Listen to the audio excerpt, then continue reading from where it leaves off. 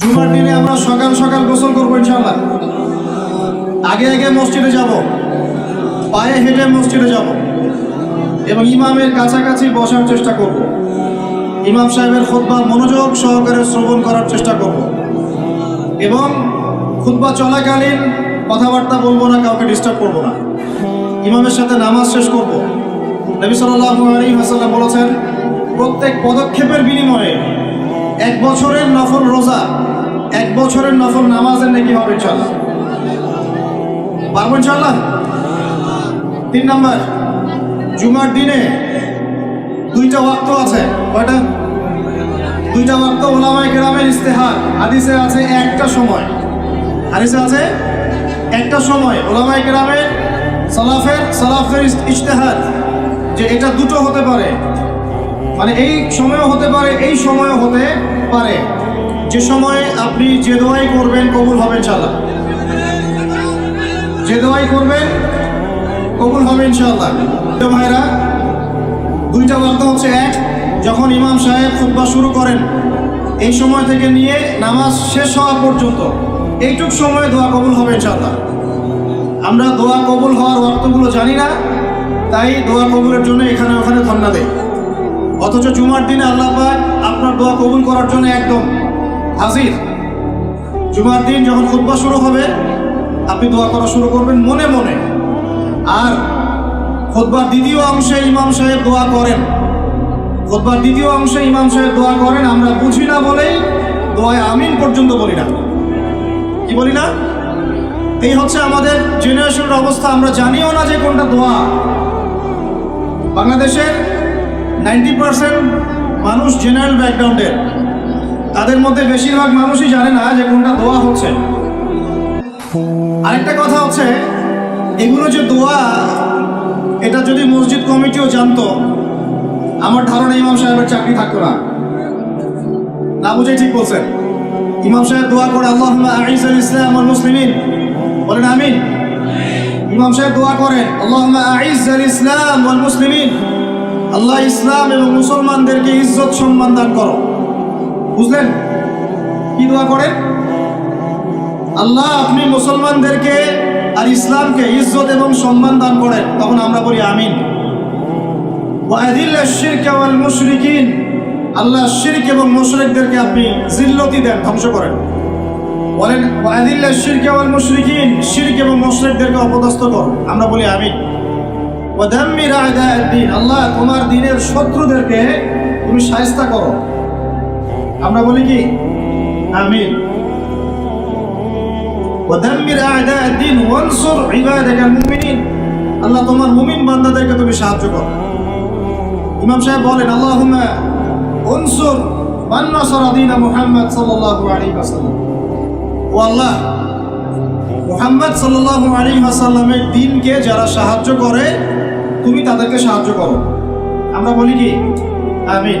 ওয়া খাযুল মান খাযালা দীন মুহাম্মদ সাল্লাল্লাহু আলাইহি ওয়াসাল্লাম, আল্লাহ যারা নবীর দ্বীনের সাথে দুশমনি করে তাদেরকে আল্লাহ তুমি ধ্বংস করো। আমরা কি বলি? এখন বলেন, এই দোয়ার অর্থ যদি বাংলাদেশের সবাই বুঝতো, তাহলে কি ইমাম সাহেব দোয়া করার সময় আমরা চুপ করে বসে থাকতাম, মোবাইল টিপতাম, একে অপরের সাথে গল্প করতে পারতাম মসজিদে? আর ইমাম সাহেবেরও কি চাকরি থাকতো? ইমাম সাহেবেরও চাকরি থাকতো। তিনি বলছেন, আল্লাহ ইসলামের দুশমনদেরকে ধ্বংস করেন, ইসলামের দুশমনদেরকে ধ্বংস করেন। আর কমিটিতেই বসে আছে তাগুত। সে যদি জানতো যে দোয়ার অর্থ কি, তাহলে তো চাকরি থাকতো না। শোনেন, ওয়াজ নসিহত অনেক শুনবেন, শুনেছেন জীবনে। যতক্ষণ পর্যন্ত আমরা তাগুতের সাথে কুফরি করতে পারছি না আর আল্লাহর সামনে আত্মসমর্পণ করতে পারছি না, ততদিন পরিপূর্ণ মুসলমান হতে পারি নাই। আমি রেফারেন্স দিয়ে কথা বলছি। আল্লাহ পাক সূরা বাকারায় আয়াতুল কুরসি নাজিল করেছেন, 255 নম্বর আয়াত। কত নম্বর? যেটা প্রত্যেক ফরজ নামাজের পরে পড়তে হয়, ঘুমানোর আগে পড়তে হয়, এবং এটা আপনাকে হেফাজত করবে। আল্লাহ পাকের রহমতে একজন ফেরেশতা আপনাকে প্রোটেক্ট করবে। ঠিক তার পরে একটা পড়ে দেখছেন কখনো? আয়াতুল কুরসি কয়জন পড়েছেন? আপনার এর পরের একটা কয়জন পড়েছেন? এই দেখেন আপনার আয়াতুল কুরসির পরের আয়াতটা শুনেন।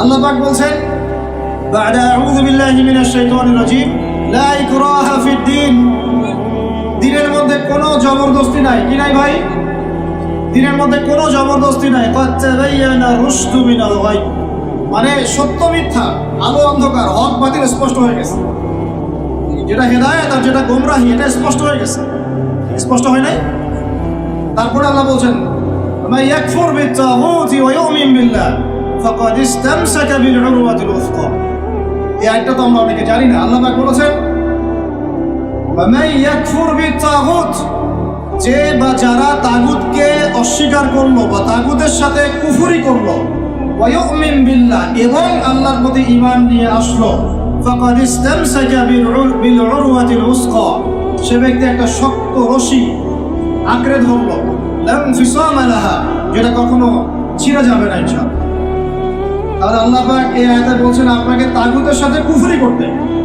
কার সাথে তাগুতের সাথে কুফরি করতে এবং মুমিন হতে ঈমানদার হতে হলে তাগুতের সাথে কুফরি করতে হবে আর তাগুতের প্রতি ঈমান রাখলে মুমিন হওয়া যাবে না কথা বোঝা যাচ্ছে তাহলে এখন ডেফিনেশন কি তাগুতের কাকে বলে এটা যেটার প্রতি কুফরি না করলে আমি মুমিন হতে পারবো না এক আল্লাহ বাদ দিয়ে যার ইবাদত করা হয় সেটা তাগুত আল্লাহ বাদ দিয়ে যার ইবাদত করা হয় সেটা তাগুত আল্লাহ বাদ দিয়ে এমন কারো দাসত্ব করা যেটা আল্লাহ রাব্বুল আলামিনের কোরআন এবং সুন্নাহ শরীয়তের মূলনীতির বাইরে তাগুত এমন কোন বিধান যেটার দাসত্ব করলে আল্লাহর কোরআনের বিধানকে অবজ্ঞা করা হয় ওটাও তাগুত এমন কোন সিস্টেম যে সিস্টেমটা আল্লাহ এবং তার রাসূলের বিধান মোতাবেক চলে না গায়রুল্লাহর বিধান মোতাবেক চলে ওটাও তাগুত আমার কথা কি বোঝা যাচ্ছে ভয় লাগতেছে তাগুতের সাথে কুফরি না করতে পারলে মুমিন হতে পারবে না এখন টপ টু বটম সব তাগুত টপ টু বটম সব তাগুত আমাদের উচিত ইসলামের মধ্যে এই আয়াতের অনুযায়ী আমল করা আল্লাহ পাক বলেছেন উদখুলু ফিস সিলমি কাফা তোমরা পরিপূর্ণরূপে ইসলামে প্রবেশ করো আংশিক প্রবেশ করো না ভাই আংশিক ইসলামে প্রবেশ করো না পরিপূর্ণ ইসলামে প্রবেশ করো আমরা এখন পর্যন্ত নামাজও পড়ি সুদও খাই মাশাআল্লাহ আমরা এখন পর্যন্ত নামাজও পড়ি বেপরদায় চলি নামাজও পড়ি বছর বছর হজ উমরাও করি মাঝে মাঝে দান সাদাকা করি কিন্তু যাকাত দেই না আমরা আল্লাহর বিধানের কথা বলি মুখে কালিমা লা ইলাহা ইল্লাল্লাহর কথা বলি ঠিকই কিন্তু অন্যায়ভাবে মানুষের উপর জুলুম করতেই আছি আমরা লা ইলাহা ইল্লাল্লাহ বলি ঠিকই তারপরেও লা ইলাহা ইল্লাল্লাহর একটা বিধানও বাস্তবায়ন করি না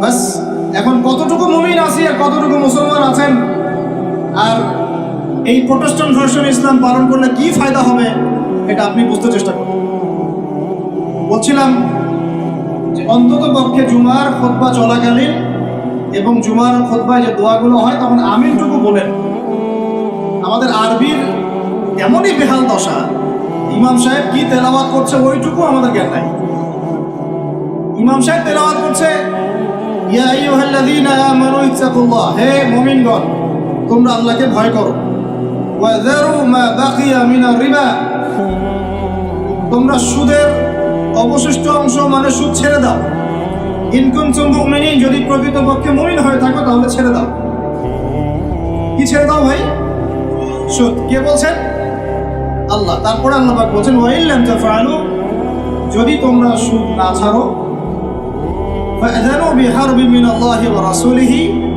তোমরা আল্লাহ এবং তার রাসূলের সাথে যুদ্ধের ঘোষণা শোনো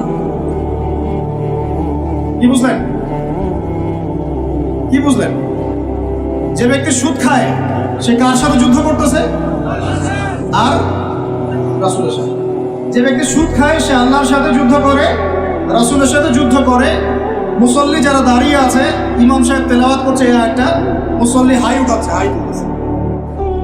এই হলো আমাদের আরবির অবস্থা কোরআনের যে ক আমরা জানি না এটা তার অবস্থা এই জন্যেই বাংলাদেশের মতো জায়গায় যারা 1.5 মিনিটের খুতবা দিতে 30টা ভুল করে তারাও শায়েখ হয়ে বসে আছে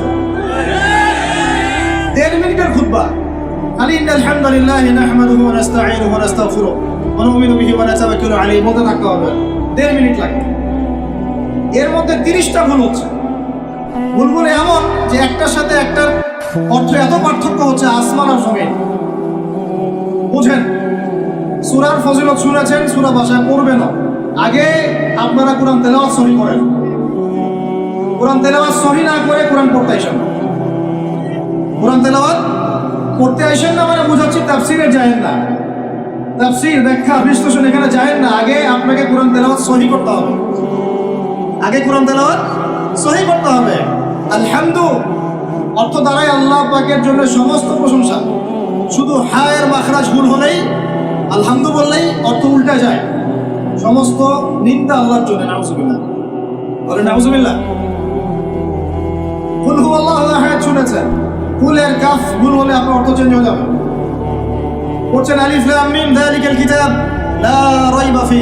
আলিফ লাম মিম এটা এমন একটা কিতাব যে কিতাবে কোনো সন্দেহ নাই।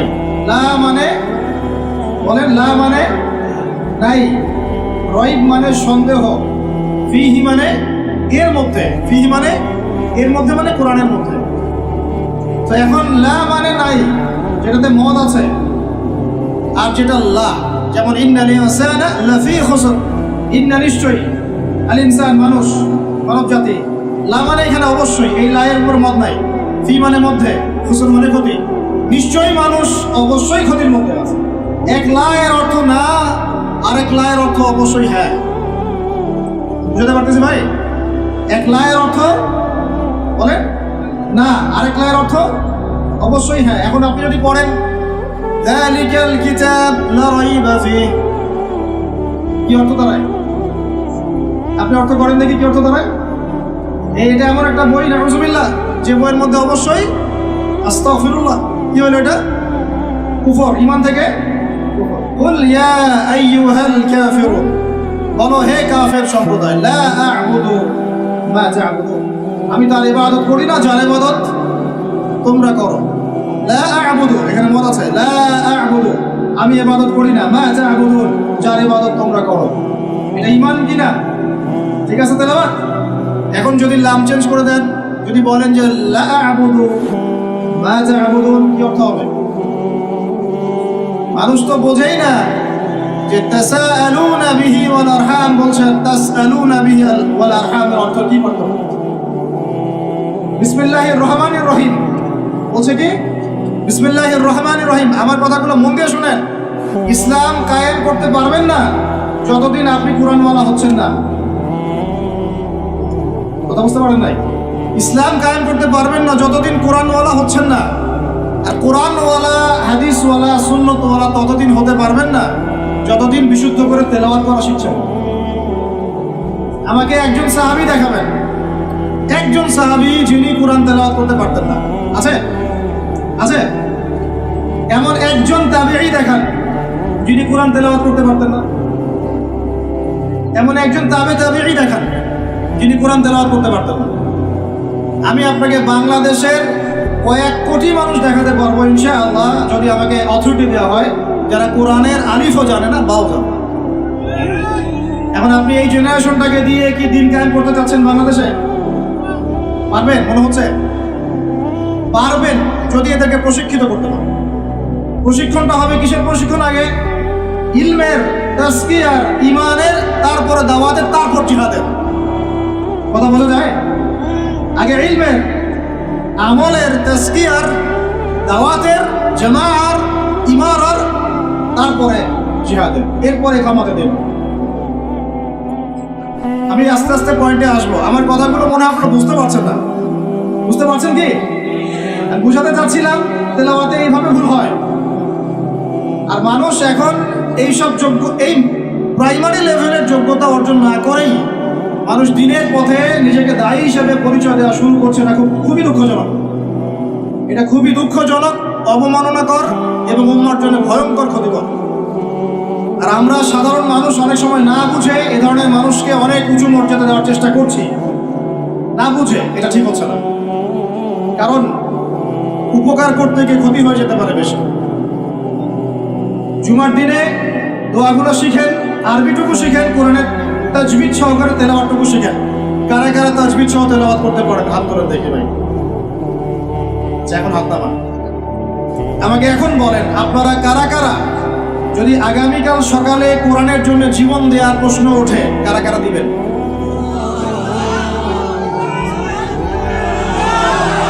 হাত নামান, হাত নামান। ওয়াল্লাহি আল্লাহর কসম করে বলছি আপনারা পারবেন না।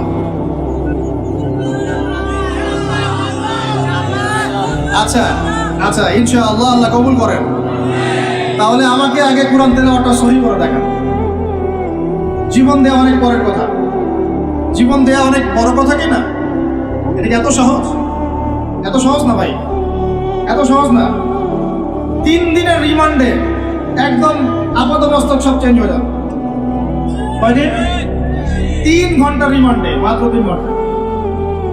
বড় বড় ইমানদারের রিমান্ড দেখবেন যে বের হয়ে গেছে পিছন দিকে, নাই শেষ নাই। এত সহজ না আল্লাহর জন্য জীবন দেয়া। আগে আল্লাহর জন্য তো আপনি নামাজই পড়তে পারছেন না, আপনি আল্লাহর জন্য তাহাজ্জুদই উঠতে পারছেন না। তাহাজ্জুদই তো উঠতে পারছি না আমরা তাহাজ্জুদে উঠতে না পারি, রাত্রে জেগে আছেন, রাতের একটা অংশ তো নামাজ পড়ছেন না। আল্লাহর জন্য তো আপনি দোয়া কালামগুলো মুখস্থ করলেন না, কুরআনটাও তেলাওয়াত করে এখনো শিখলেন না, 40টা হাদিস আপনি মুখস্থ বলতে পারছেন।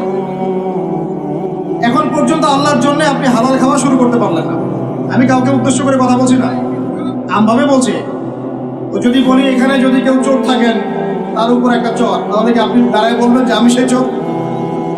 কিছু মানুষ তো বলছে আর কি। এখন বাদ দেন, আল্লাহর জন্য এখন পর্যন্ত আমরা হালাল খাওয়া তো ধরতে পারলাম না, শুধু খেয়ে যাচ্ছি। আয়াত একটা তেলাওয়াত করলাম, এটা আল্লাহর সাথে যুদ্ধ করা, নবীর সাথে যুদ্ধ করা। ইমাম সাহেব তেলাওয়াত করে, আমি বুঝি না, আমার হাই ওঠে। নামাজে দাঁড়ায় চেয়ার নিয়ে কারাকারি করি, কে আগে চেয়ার নিয়ে কারাকারি করি। নামাজে দাঁড়াই নড়াচড়া, বুঝি না যে কি হচ্ছে নামাজে, কার সামনে দাঁড়িয়েছি, কি বলছি। আর আল্লাহ পাক যে আমাকে দেখছেন, আমার যে নামাজে আল্লাহর সামনে দাঁড়িয়ে আমি আছি, আল্লাহ পাকের সামনে আমাকে এভাবেই কিয়ামতের দিন মানে ইন্ডিভিজুয়ালি দাঁড়াতে হবে। নামাজ কি ফিলিংস দিবে? নামাজে দাঁড়িয়ে গা চুলকাচ্ছি, আঙ্গুল ফুটাচ্ছি, নড়াচড়া করছি, হাই উঠাচ্ছি। আর ইমাম সাহেব যদি একটু তেলাওয়াতটা লম্বা করে ফেলছে, ব্যাস তাহলে তো অবস্থা খারাপ। পরের দিন থেকে চাকরি নাই। এতগুলো কথা আমি ভূমিকা বলতে চাই নাই, শুধু মূল কথাটা হচ্ছে এখানে ভাই আমাদের সবাইকে আগে বেসিকটা ঠিক করতে হবে। রাজি আছে কি নাই? ওয়াজ শুনে কোনো লাভ নাই ভাই, আমার ওয়াজ শুনে কোনো লাভ হবে না। আপনি যদি আপনার বেসিক ঠিক না করেন, আমার ওয়াজ করেও কোনো লাভ নাই। আপনাকে হয়তো এটার জন্য আমি কিছু আজার পাবো, নিয়াত ঠিক থাকলে আপনি শুনেছেন, আপনার কোনো ওজোর থাকবে না কালকে আমাদের মাঠে, বাস এতটুকুই। তা আদতে এই বাংলার জমিনে দিন কায়েম হবে না। আর আমার মনে হয় না যে আমরা সবাই চাই যে আমরা দিনটা কায়েম করি। আমার মনে হয় না আমরা সবাই এটা চাই। গুটি কয়েক কিছু মানুষ চায়, বাকিরা মনে করে কি দরকার এত ঝামেলায় যাওয়ার, কি দরকার, ভালোই তো আছি, স্ত্রী সন্তান বউ বাচ্চা নিয়ে আসি, চাকরি বাকরি করছি, ব্যবসা বাণিজ্য করছি, খাচ্ছি যাচ্ছি, এভাবেই কবরে যাবো। কয়জন ফিকির করে যে আমি একটা তাফসির লিখে যাই, বা একটা বই লিখে যাই, বা আমি অ্যাটলিস্ট কিছু হকের কথা বলে যাই, বা আমি অ্যাটলিস্ট একটা অ্যাসোসিয়েশন ফর্ম করি, দিনের জন্য কিছু করি, বা আমি অ্যাটলিস্ট একটা মসজিদ মাদ্রাসা করে তুলি, বা আমি যুবকদেরকে শিক্ষিত করার জন্য বা দিনের পথে আনার জন্য কোনো ফিকির করি, বা আমি আলেমদেরকে একসাথে করার একটা ফিকির করি। কয়জনের এই ফিকিরগুলো থাকে? আসলে সেলফি, ভিডিও, ছবি, এই মানে বাহ্যিক আবেগ, এগুলো দিয়ে ভাই কিচ্ছু হবে না। আমার আগেও এখানে বসে বসে, এরকম মঞ্চে বসে বসে বহু বরেণ্য ওলামায়ে কেরাম ওয়াজ করে গেছেন বাংলার মাটিতে, এবং তাদের অনেকেই কারাগারে চলে গেছেন। বহু মানুষ তাদের ওয়াজ শুনে ঠিক ঠিক বলতো, গরম গরম বক্তব্য দিতেন, এবং মানুষও ঠিক ঠিক বলতেন। জনগণও তাকে আর উস্কে দিত যেন সে আরো গরম বক্তব্য দেয়। হ্যাঁ, বিশ্বাস করেন, বিগত তারা যখন নাই, বিগত 1 বছর, 2 বছর, 3 বছর, 4 বছর, 5 বছর চলে যায়, ওই ঠিক বলা জনগণ একবারও তাকে খোঁজ দিতেও যায়নি, একদিনও দেখতে যায়নি তাকে, একদিনও তার পরিবারের খবর নেয় নাই। একদিনও জানে নাই তার স্ত্রী কিভাবে রাত কাটাইছে, একদিনও তার সন্তানের খোঁজ নেয় নাই, তাকে এই বিপদ থেকে মুক্ত করার জন্য টাকা পয়সাও খরচ করে নাই, মামলা মোকদ্দমায় দৌড়াদৌড়ি করে নাই। আমরা ফ্যান্টাসিতে দিন কায়েম করতে পারবো। আমার কথা একটু তিক্ত, কিন্তু কথাগুলো বাস্তব। আজ না হোক কাল বুঝবেন ইনশাআল্লাহ, আজ না হোক কাল বুঝবেন ইনশাআল্লাহ। এখন 2023 সাল চলছে, 1444 হিজরি চলছে। 1444 মানে নবী সাল্লাল্লাহু আলাইহি ওয়াসাল্লাম 1444 বছর আগে দিন কায়েম করে চলে গেছেন পৃথিবী থেকে। 1444 বছর পর এসে আমরা এগুলো নিয়ে কথাবার্তা বলছি। আমরা জানি না আমাদের সামনে জাতিগতভাবে, বৈশ্বিকভাবে আর এমনিতেই ইউনিভার্সাল কতটুকু সময় বাকি আছে, আমরা এটা জানিও না। হাদিসে অনেক আগেই বলা হয়েছে যে এই 2 আঙ্গুলের ডিস্টেন্স যতটুকু, তোমরা আমার 2 আঙ্গুল দেখো, এই 2 আঙ্গুলের ডিস্টেন্স যতটুকু আমার আগমন আর কিয়ামতের দূরত্ব এতটুকু। নবীজি অনেক আগে বলেছেন যে আসর থেকে মাগরিব, সময়টার উদাহরণ মিসাল হচ্ছে আসর থেকে মাগরিব। এইভাবে দিন কায়েম হয় না।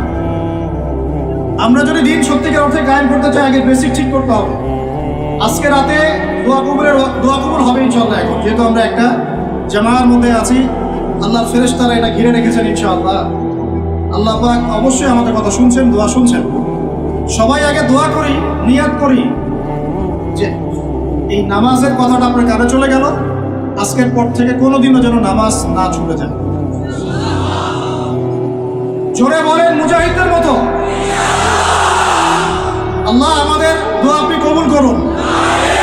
আমাদের কারো যেন কখনো এক ওয়াক্ত নামাজ আল্লাহ মিস না যায়।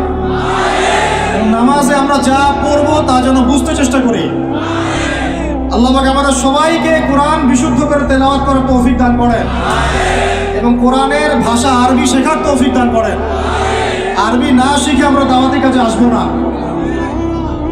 এবং আমরা সবসময় মুহাক্কিক ওলামায়ে কেরামের সাথে থাকবো।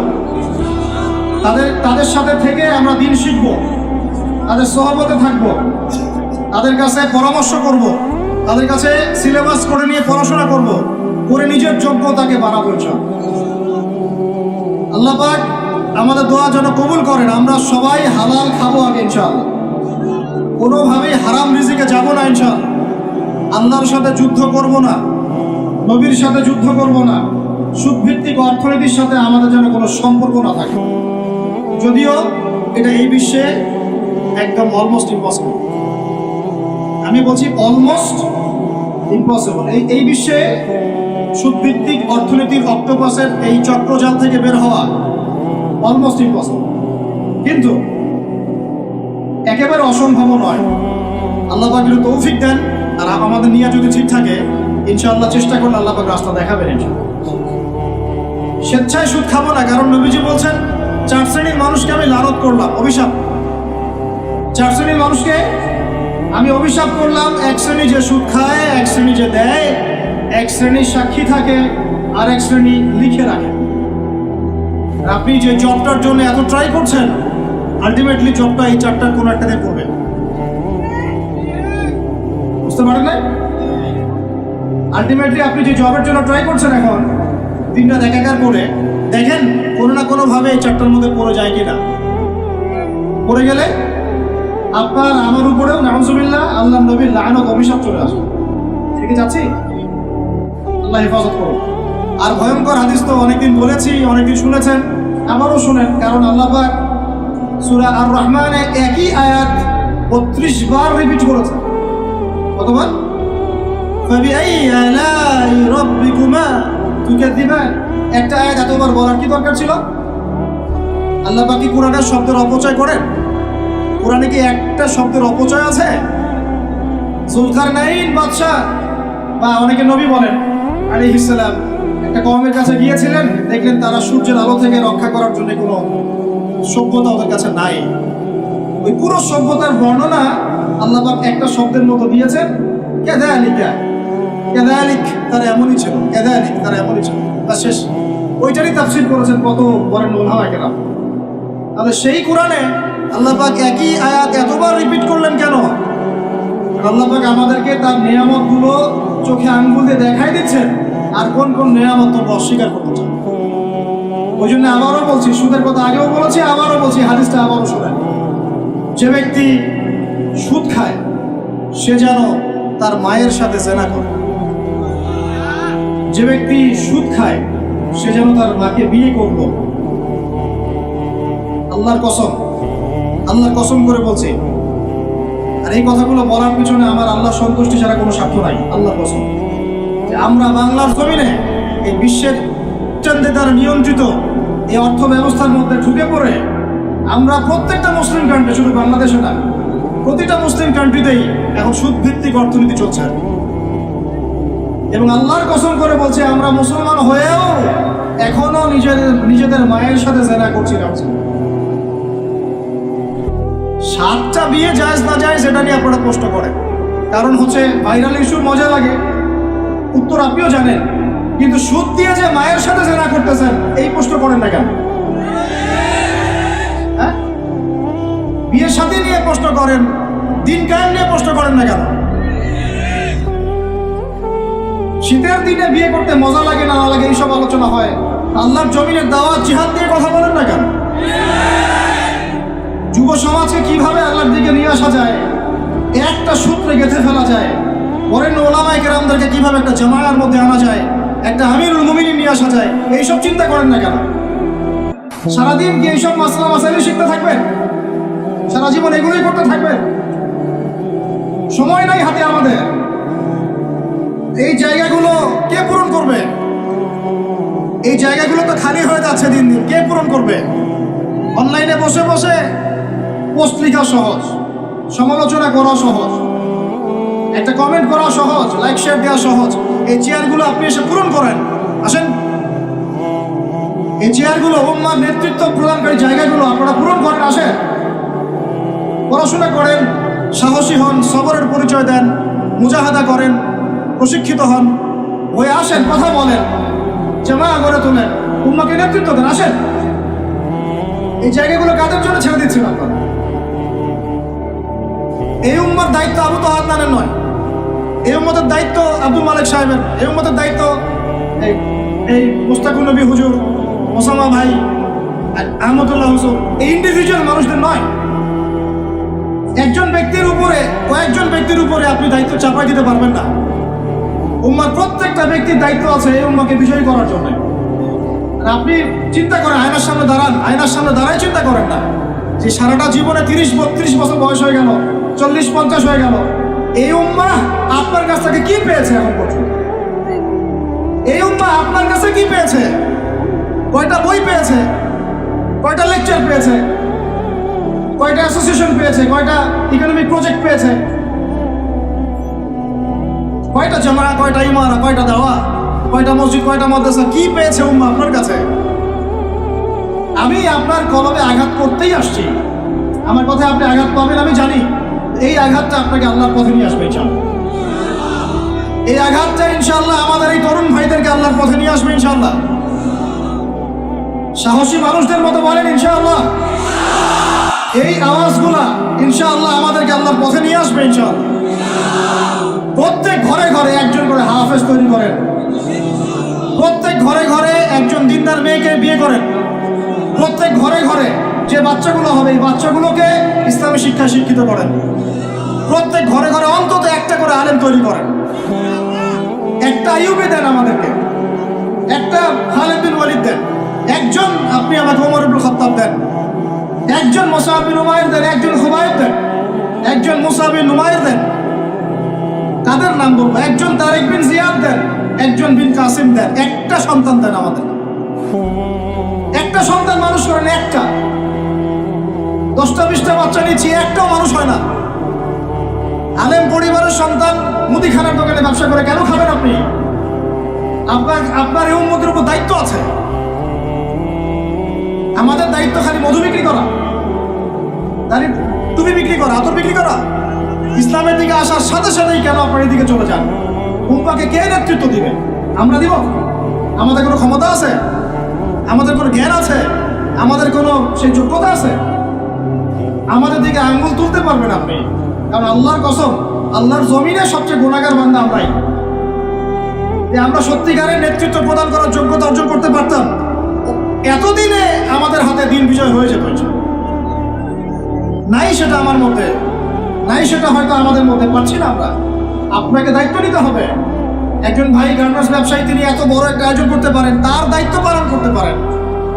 আপনারও তো অর্থ সম্পদ আছে, একটা ইসলামিক ইউনিভার্সিটি করেন, একটা বড় একটা মার্কাজুল কোরআন, মার্কাজুল ইলম গড়ে তোলেন, ওলামা ইকরামদের একটা জামায়া গড়ে তোলেন।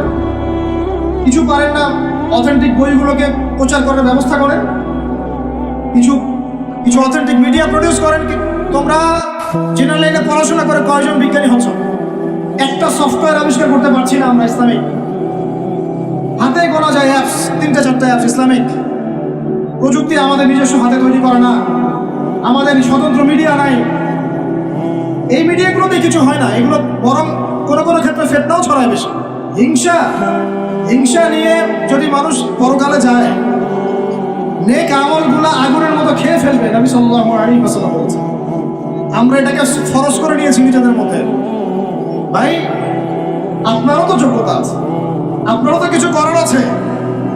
একটা অ্যাপস আবিষ্কার করেন, একটা বই লিখেন, একটা মাদ্রাসা করেন, একটা মসজিদ করেন, একটা ইসলামিক ইউনিভার্সিটি করে তোলেন, স্বতন্ত্র ইসলামিক মিডিয়া করে তোলেন। সবচেয়ে বড় কথা, কাজ যেগুলো হয় সেগুলো বিক্ষিপ্ত হয়ে যায়। এগুলো কোনো একটা সূত্রে গাঁথা না। এখানে একটা মাহফিল, ওখানে একটা, ওখানে একটা, ওখানে একটা, এখানে একটা মাদ্রাসা, ওখানে একটা, ওখানে একটা, এখানে একটা। 4জন 4ভাবে চিন্তা করেন, 4জন 4ভাবে চলেন। এখানে একটা সংগঠন ইসলামিক, ওখানে একটা, এখানে আর একটা, ওখানে একটা। একটা ওয়াল উম্মাহ জামাআ নাই বাংলাদেশে। তো আপনারা বলেন না আমাকে, এই উম্মাহকে কিভাবে আমরা বিজয় নিয়ে যাব? আমাকে আপনারা বলেন। ছোটখাটো প্রশ্ন করা বাদ দিয়ে আপনারা আমাকে উত্তর দেন, কিভাবে আপনি এই দুনিয়াতে আল্লাহ পাকের দ্বীন ইসলাম কায়েম করবেন? পথ পদ্ধতি কি আপনার কাছে? কি পথ পদ্ধতি, কিভাবে শুরু করবেন? তারপরে কি, তারপর কি, তারপর কি, তারপর কি? গন্তব্য কোথায়? আর আমি বলি আপনাদেরকে, গন্তব্য কোথায়? আমাদের গন্তব্য কোথায়? আল্লাহর কসম করে বলতেছি, আল্লাহ রাব্বুল আলামিনের কোনো পরোয়া নাই যদি বাংলাদেশে দিন কায়েম না হয়, যদি পাকিস্তানে না হয়, মালয়েশিয়াতে না হয়, এইখানে না হয়, ওইখানে না হয়, আল্লাহর কোনো পরোয়া নেই, কিছু যায় আসে। কারণ আখিরুজ্জামান স্টাডি করলে আপনি পাবেন যে অবশ্যই অবশ্যই নবী ঈসা ইবনে মারইয়াম এই পৃথিবীতে আবার আসছেন ইনশাআল্লাহ। এবং তিনি আসার আগেই মুসলিমদের মধ্যে একজন ত্রাণকর্তা আসবেন। তার নাম মুহাম্মদ। তার নাম কি? মুহাম্মদ। বাবার নামও আব্দুল্লাহ, মায়ের নামও আমিনা। মিল থাকবে বংশের। উঁচু নাক, চওড়া কপাল, নবী সাল্লাল্লাহু আলাইহি ওয়াসাল্লামের চেহারার সাথে সাদৃশ্য থাকবে। মুসলমানদেরকে নেতৃত্ব দিবেন ইনশাআল্লাহ। আমি বলছিলাম আল্লাহ পাকের কোনো পরোয়া নাই, কারণ এই হাদিসগুলো স্টাডি করলে আপনি দেখবেন মুসলমানদের হাতে আসতে যাচ্ছে ইনশাআল্লাহ। ওইখানে ঈসা আলাইহিস সালাম 40 বছর ইসলামী খেলাফত কায়েম করবেন ইনশাআল্লাহ।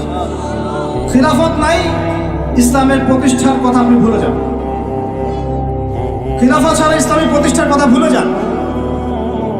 ঈসা আলাইহিস সালাম এসে কোনো সন্ধি করবেন না, ইউনাইটেড নেশনসে গিয়ে বলবেন না যে আমাকে একটা স্বাধীন রাষ্ট্র প্রতিষ্ঠার অনুমোদন দেন। তিনি এই কথা বলবেন না। তিনি বলবেন না যে আমাকে ডলার দেন। IMF-এ গিয়ে বলবেন না আমাকে ঋণ দেন। বরং তিনি এই পুরো বৈশ্বিক কুফরি তাগুতি শক্তির গোড়ায় গিয়ে আঘাত করবেন ইনশাআল্লাহ।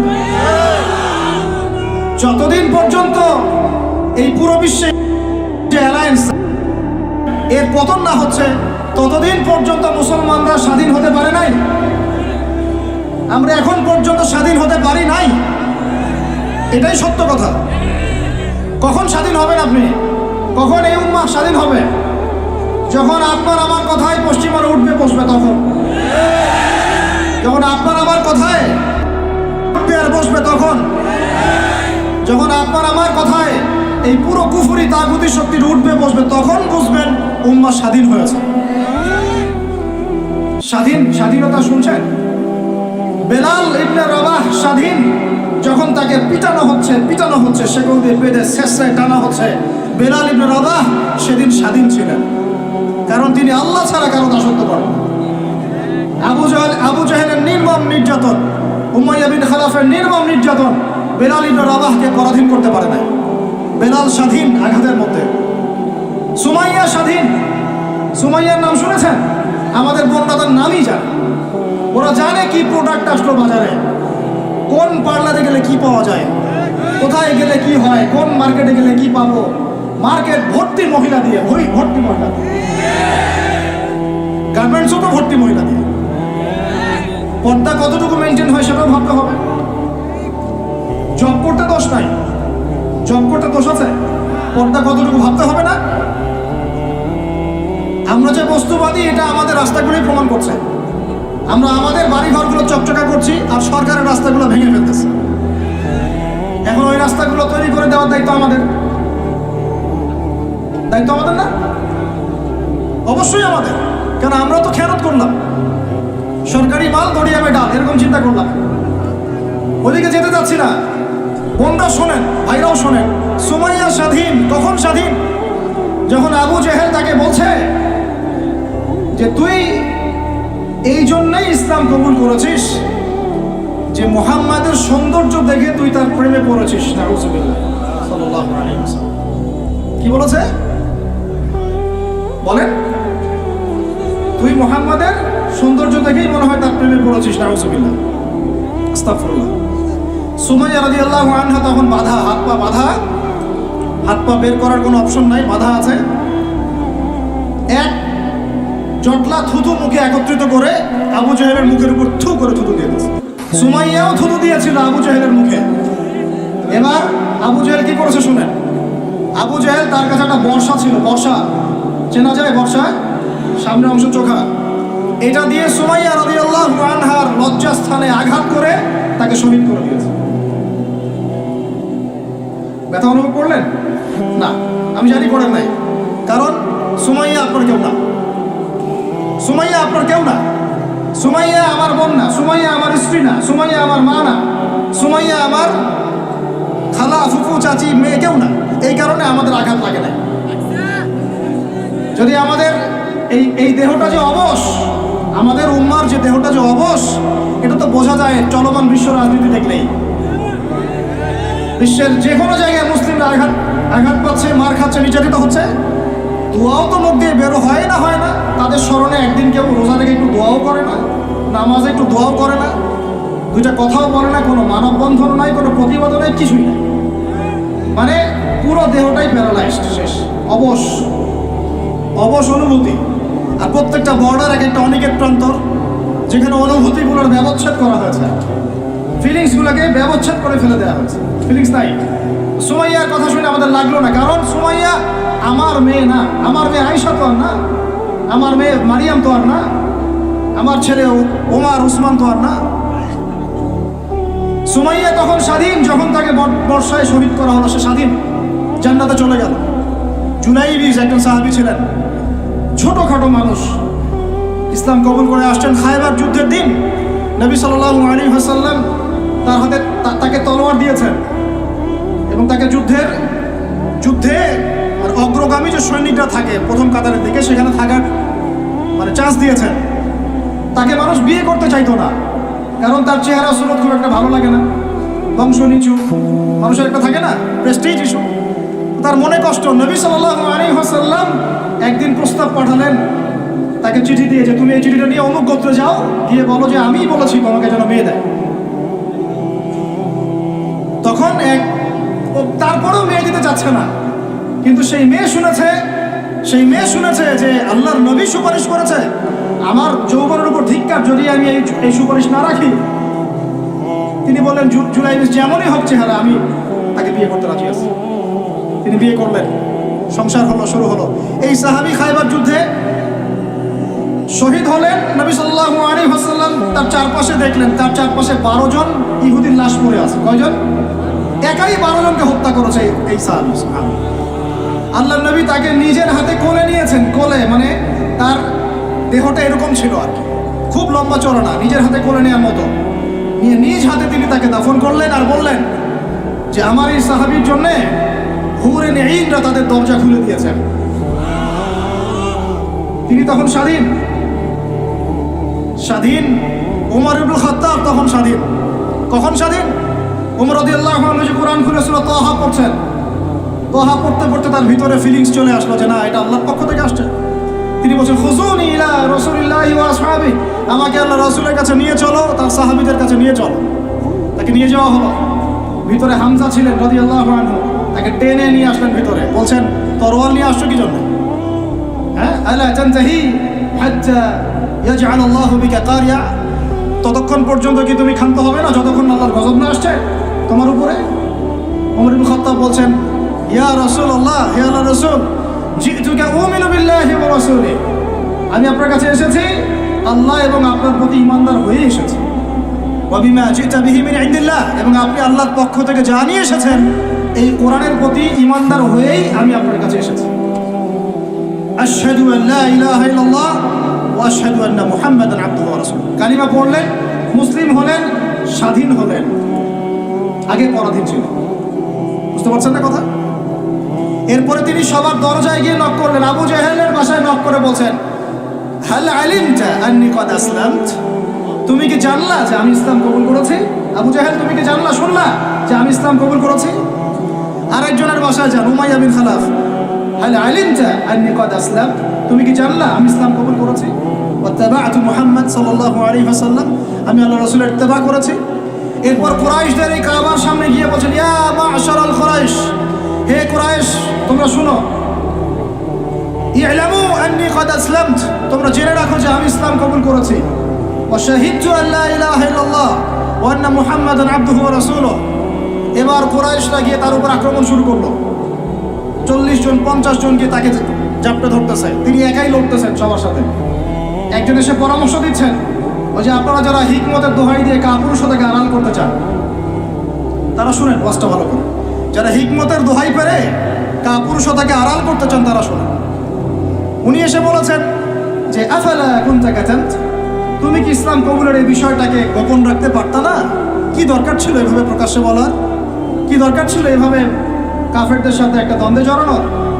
শোনেন তারপরে তিনি কি বলছেন। তিনি বলছেন যে ওয়াল্লাহি, আল্লাহর কসম করে বলছি, লা উফাররিকান্না বাইনাল হাক্কি ওয়াল বাতিল কামা ফাররাকাল্লাহু বাইনাল লাইলি ওয়ান নাহার, আল্লাহু আকবার। তিনি বলছেন, আল্লাহর কসম করে বলছি, আমি রাত এবং দিন আল্লাহ পাক যেভাবে আলাদা করে দেন এইরকম করে আমি সত্য আর মিথ্যা আলাদা করে দেব ইনশাআল্লাহ। আল্লাহু আকবার। এরপরে তার নাম হয়েছে আল ফারুক। কি নাম হয়েছে? ওমর এখন স্বাধীন। বলেন আমাকে, উম্মাহ স্বাধীন? উম্মাহ স্বাধীন? কিছু করতে গেলেই বলবে স্যাংশন দিয়ে দিব, কিছু বললে বলবে যে একদম টাকার মান কমাই দিব। আরো কিছু যদি বলতে চায় আমাদের প্রশাসন, গভর্নমেন্ট, তারা যদি আরো বড় পদক্ষেপ নিতে চায়, প্রশাসন গভর্নমেন্ট যদি বলতে চায়, বলতে পারে বা বলে ওই ইউনাইটেড নেশনসে গিয়ে যে আমরা আমাদের দেশ থেকে আমাদের সেনাবাহিনী পাঠাবো, আমাদের পক্ষে, আমাদের মুসলিমদের পক্ষে যুদ্ধ করবে, এই কথা যদি বলতে পারে বা বলে, দেখবেন তাদের সমস্ত শক্তি দিয়ে বাংলাদেশকে আক্রমণ করে ফেলছে। আর আপনি আমাকে বলেন আমরা স্বাধীন? উম্মাহ স্বাধীন? ওই তাগুতি শক্তির, বিশ্ব কুফরি শক্তির পরাজয় না হওয়া পর্যন্ত মুসলমান স্বাধীন না।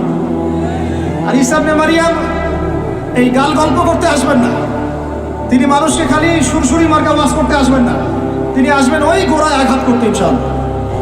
আল মাহদি মানুষকে সুরসুরি মার্কা ওয়াজ করবেন না, খালি ফজিলত আর ফজিলত, এভাবে নয়। তিনি আসবেন দাওয়াতের মিশন নিয়ে, উম্মাহকে ঐক্যবদ্ধ করবেন, কুফারদের সাথে মুসলমানদের একদম হবে, তারপরে এদের একটা একটা করে খুঁজে বের করে ইনশাআল্লাহ। আল্লাহর কসম করে বলতেছি, আমাদের একটা মুসলিম ভাইয়ের রক্ত বৃথা যাবে না, একজন শিশুর রক্ত বৃথা যাবে না ইনশাআল্লাহ। একজন বোনের ইজ্জতের মূল্য ওদেরকে দিতে হবে ইনশাআল্লাহ। 1914 সাল থেকে 2023 পর্যন্ত প্রায় 3.5 লক্ষ মানুষকে হত্যা হয়েছে। এর হিসেব ওরা দিবে ইনশাআল্লাহ। এর হিসেব আমরা নিব ইনশাআল্লাহ, আমরা ছাড়বো না ইনশাআল্লাহ। আর মনে রাখেন, আমাদের এখানে কি হবে তারপরও আল্লাহ পাক করবেন না। আল্লাহ পাক জানেন কোন জায়গা থেকে দিন কায়েম করতে হবে। ঈসা ইবনে মারিয়াম 40 বছর ওই তখ্ত থেকে, ওই সিংহাসন থেকে পুরো বিশ্বটাকে শাসন করবে ইনশাআল্লাহ। আপনারা আঞ্চলিক রাজনীতি নিয়ে পড়ে আছেন থাকেন, আমি বিশ্ব রাজনীতি নিয়ে কথা বলছি। আঞ্চলিক পলিটিক্সে আমার কোনো আগ্রহ নাই, কারণ আমি জানি এই পুরো সাবকন্টিনেন্ট শাসন করবে ঈসা আলাইহিস সালাম। যদি আমরা তার পক্ষের লোক হয়ে যাই তাহলে আমরা ইজ্জত সম্মান পাবো ইনশাআল্লাহ। আর যদি আমরা তার বিপক্ষে চলে যাই দেখবেন জিল্লতি আর জিল্লতি নেমে আসবে, আল্লাহ মাফ করুন। এখন শুনেন, ইবনুল খাত্তাব স্বাধীন এখানে হামজা রাদিয়াল্লাহু আনহু স্বীকার করে আসছেন। যুবক ভাই আপনি শুনেন, এই যে ওমরের কথা বললাম, এরকম একটা ছেলে আমাকে দিতে পারবেন ঘর থেকে, প্রত্যেকটা ঘর থেকে পারবেন? সাহস আছে খালি বলবে যে আমি রাত দিন যেমন আল্লাহ আলাদা করে দেন আমি সত্য মিথ্যা আলাদা করে দেবো, পারবে? তোমরা টিকটক চালাচ্ছ, পাবজি খেলতেছো, ফ্রি ফায়ার খেলতেছো, মেয়ে নিয়ে পড়ে আসো, তোমরা কিভাবে উম্মাকে নেতৃত্ব দিবা? নামাজ পড়তেছো না, সাপ্তাহিক সওম তো রাখো না মনে হয়, আল্লাহ ভালো জানেন। দান সদকা কতটুকু করো আল্লাহ ভালো জানেন। কুরআন তেলাওয়াত করতে শিখতেছো না, কোনো আলেমের সোহবতে যাও না। ইউটিউব, অনলাইন, ফেসবুক, ব্যাস that's all. YouTube, online, Facebook হচ্ছে একটা ফিতনার জগৎ। আপনি বলতে পারেন যে আমার লেকচারও তো যায়, অনেক বড় বড় আলেমের লেকচারও যায়, সব মেনে নিয়েই বলছি এটা ফিতনার জগৎ। সব মেনে নিলাম, আপনার কথা মেনে নিয়েই বলতেছি ফিতনার জগৎ। কারণ এর কন্ট্রোলও কুফরের শক্তির হাতে, এর কন্ট্রোলও তাগুতি শক্তির হাতে। আপনি এটা নিয়ন্ত্রণ করেন না, এই প্রযুক্তি আপনি তৈরি করেন না। আমরা আলাদা করে কোনো মুসলিম কমিউনিটি, সোসাইটিও বিল্ড আপ করতে পারি না অনলাইনে, পেরেছি? আমাদের কোনো স্বতন্ত্র সামাজিক যোগাযোগ মাধ্যম আছে বলেন? ওমর ইবনে খাত্তাবের মতো একজন স্বাধীন মানুষ দেন। হামজা রাদিয়াল্লাহু আনহু স্বাধীন কখন? আবু জেহেল আল্লাহর নবীকে একটা আঘাত করেছে, বলেন নাউজুবিল্লাহ সাল্লাল্লাহু আলাইহি ওয়াসাল্লাম। আপনারা তো জানেন তার পিঠের মধ্যে উটের নাড়ি ভুড়ি দেওয়া হয়েছে, চাপানো হয়েছে। তো এই দৃশ্য একজন দাসী দেখেছে, হামজা রাদিয়াল্লাহু আনহু স্বীকার করে আসছেন, তাকে বলছে তোমার ভাতিজাকে এইরকম আঘাত করেছে আবু জেহেল। আবু জেহেলের নাম কিন্তু আবু জেহেল না, আবু জেহেলের নাম আবুল হাকাম। সেও কিন্তু আল্লাহকে বিশ্বাস করতো। আপনারা মনে করবেন না যে সে একদম ইহুদি ছিল বা খ্রিস্টান ছিল, এমন না। সে আল্লাহকে বিশ্বাস করতো, কিন্তু আল্লাহ পাকের বিধান মানত না। এখন হামজা রাদিয়াল্লাহু আনহু বলছেন আওয়া ফাআলা যালিক, সে কি সত্যিই কাজ করেছে? হ্যাঁ, সত্যিই কাজ করেছে। আচ্ছা চলো দেখাও আবু জেহেল কোথায় আছে। তিনি ঘোড়া ছুটায় গেলেন কাবা ঘরের সামনে, গিয়ে বললেন যে তুমি আমার ভাতিজাকে গালি দিয়েছ, তুমি আমার ভাতিজাকে আঘাত করেছ, জেনে রাখো আমি আজকে থেকে আমার ভাতিজার দিনের উপর আছি। এই কথা বলার সাথে সাথে তার উপর আক্রমণের চেষ্টা করা হচ্ছিল।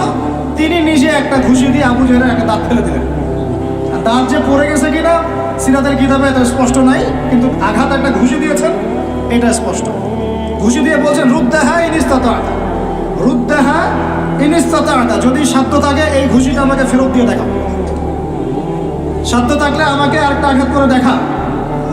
আকুলু মা ইয়াকুল, আমি তাই বলি যা আমার ভাতিজা বলে। শাহিদতু আল্লা ইলাহা ইল্লাল্লাহ ওয়া আন্না মুহাম্মাদান আবদুহু ওয়া রাসূলুহু, আমি সাক্ষ্য দিচ্ছি বা দিলাম আল্লাহ ছাড়া কোনো ইলাহ নাই, মুহাম্মদ আমার ভাতিজা আল্লাহর রাসূল। তোর সাধ্য থাকলে আমাকে ঠেকা। এরকম জেনারেশন দিতে পারবেন? আপনার ছেলেটা কি এরকম? আপনার ভাইরা কি এরকম? এই আমাদের মায়েরা তাদের সন্তান কি এরকম, যে মেয়েদেরকে ঘরে নিয়ে আসছেন? এই মেয়েগুলোও কি সুমাইয়ার মতো? উম্মে আমারা একজন নারী সাহাবী, উম্মে আমারা উহুদের যুদ্ধে চতুর্দিক থেকে আল্লাহ নবীকে আক্রমণ করা হচ্ছে, তিনি একাই তীর ছুটছেন। মহিলা সাহাবী, নারী সাহাবী। আমাদের নারী মেহেদি দেয় বসে বসে, তাও বয়ফ্রেন্ডের জন্য। আমাদের নারীরা ঘরে বসে বসে মেহেদি দেয়, পার্লারে যায় বয়ফ্রেন্ডের জন্য।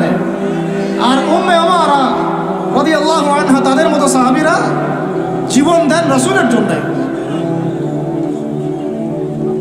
স্বাধীনতা এই যে তারা স্বাধীন, আল্লাহর দাসত্বের অধীনে তারা কাউকে পরোয়া করতেন না।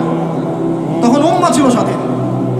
আর কি, আর কার কয়জনের কথা বলবো আপনাদের?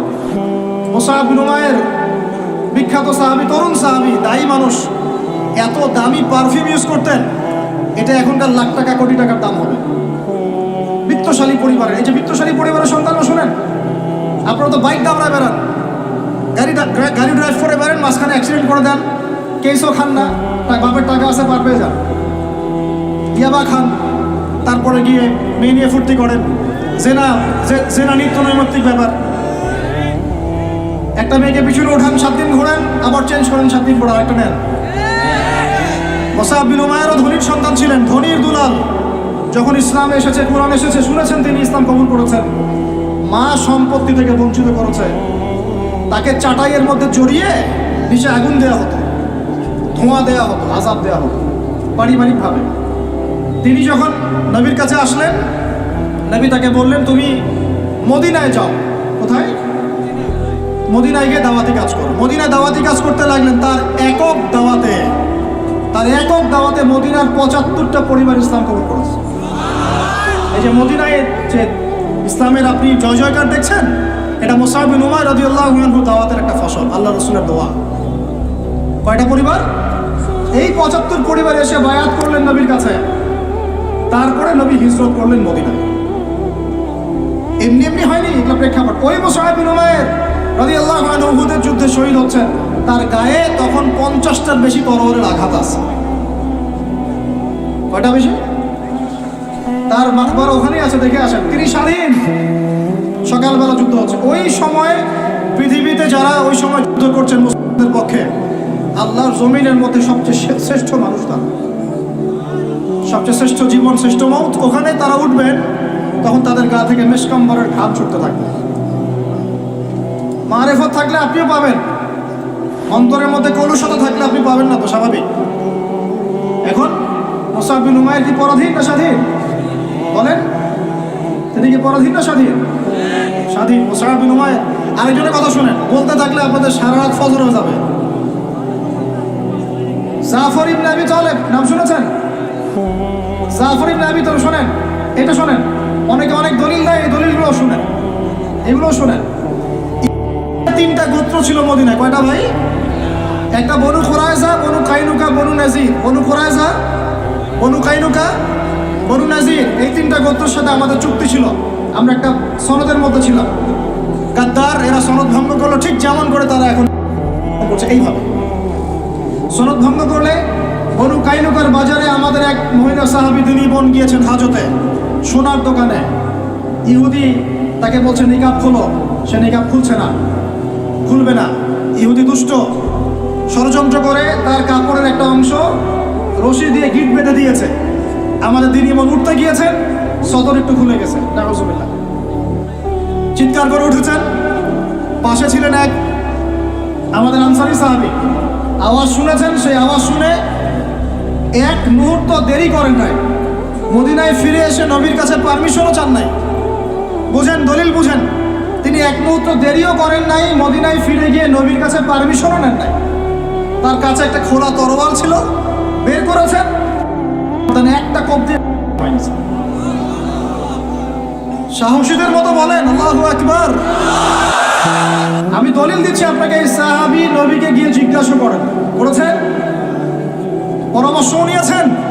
তার সামনে তার বোনকে এইভাবে টিস করা হয়েছে, এক মুহূর্ত দেরি করেন নাই। এবার ওই সাহাবীর উপর আক্রমণ করে ওই সাহাবীকে শহীদ করে দিয়েছে। নাই, শেষ, উনাকে ফেলেছেন। তারপরে এই কেসটা নবীর দরবারে আসলো। নবীর দরবারে আসার পরে নবী সাল্লাল্লাহু আলাইহি ওয়াসাল্লাম সাহাবীর ব্যাপারে কোনো সমালোচনা তো করলেনই না। সাহাবী, তুমি ভুল করেছো, আমাকে জিজ্ঞেস করো নাই, আমার পরামর্শ কেন নেও না, এগুলো তো বললেনই না। বরং তার অন্যান্য সাহাবীদেরকে বললেন, সবাই যুদ্ধের বর্ম পরে বের হও, বনু কুরাইজাকে, বনু কাইনুকাকে আক্রমণ করতে হবে। ওই উম্মার সাথে এই উম্মার কোনো সম্পর্ক আছে? ওই আরবের সাথে এই আরবদের কোনো সম্পর্ক আছে? ওই স্বাধীনতার সাথে এখনকার এই পরাধীনতার কোনো সম্পর্ক আছে? এরপরে আপনারা ফ্যান্টাসি নিয়ে পড়ে আছেন। আল্লামা রুমি বলতেন, উনি একজন বড় সুফি মানুষ ছিলেন। উনি বলতেন যে আমি যা বুঝি আর আমি যা জানি, বুঝতে পারি, তোমাদেরকে বলে কি লাভ, তোমরা তো বুঝবা না। এ বলতেন বড় বড় যারা আল্লাহর ওলি, তাদের কথাটা একটু এই টাইপের হয়, মনে হয় একটু অস্বাভাবিক, কিন্তু এর ভিতরে অনেক গভীরতা থাকে। আমি নিজেও এই কথা বলতেছি, আমরা যা বুঝি, যা বুঝতেছি, যা দেখতেছি, তা আপনাদেরকে বলে বুঝাতে পারবো না। বলেই বা কি লাভ, আপনি হয়তো বুঝবেন না। এই একটা ঘটনা দলিল পেলেন। আরেকটা শোনেন, আরেকটা কম হলো বনু নাজির। রাসূলকে দাওয়াত দিয়েছে, দাওয়াত দিয়ে বলছে যে আমরা ইসলাম কবুল করবো, আসেন নেগোশিয়েট করি। নবী সাল্লাল্লাহু আলাইহি ওয়াসাল্লাম গিয়েছেন দাওয়াত দিতে বনু নাজিরের সিঁড়ির মধ্যে, এটাকে বলে দেয়ালে হেলান দিয়ে আছেন। উপর থেকে এরা চাকি আছে না, চাকি যেটা দিয়ে আমরা ধান ভাঙে আগেকার মায়েরা বোনেরা, বড় বড় যে লোহার আর পাথরের, এইগুলো উপর থেকে ফেলে তাকে হত্যা করার চেষ্টা করেছিল বনু নাজির। কোন গোত্র? বনু নাজির। আল্লাহ নবী জিবরাইল আলাইহিস সালামের মাধ্যমে জানতে পারলেন, সেখান থেকে উঠলেন, উঠে বললেন যে ঠিক আছে, বনু নাজিরকে আমরা অবরোধ করব।